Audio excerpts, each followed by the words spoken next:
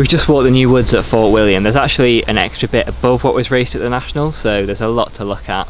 It's going to be a lot more consistent than last year, and if it gets wet as forecast, it could be quite interesting too. Let's see what the riders think.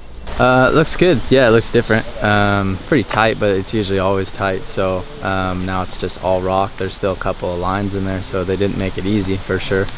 So yeah, I think it's cool, something different, and at least it'll be consistent this year. So I think it'll be fair. You know, you won't be kind of just hoping and guessing that you're gonna slot into the right rut. How about in the wet? Do you think it'll hold up in the wet? Yeah, it'll hold up in the wet, but it'll be tricky because the rocks look pretty slick. So yeah, like I said, it's still like a hard section, which I think is cool. It's just rocky instead of muddy.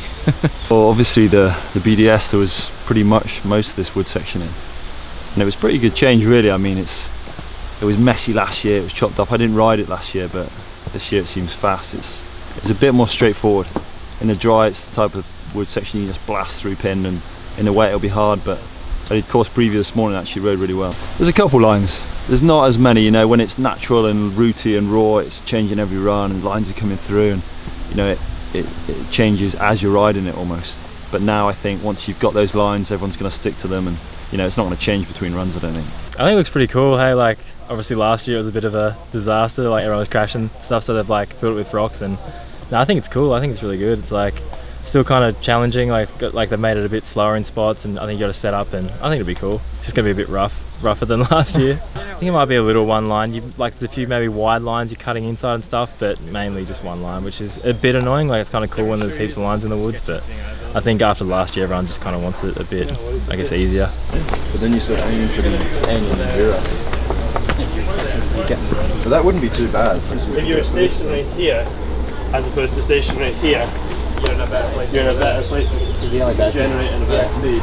Yeah, it looks quite fun actually. It's a completely different experience to last year, but it's still, they've got a lot of rocks in there and a couple of awkward turns, so I think it's still going to be interesting.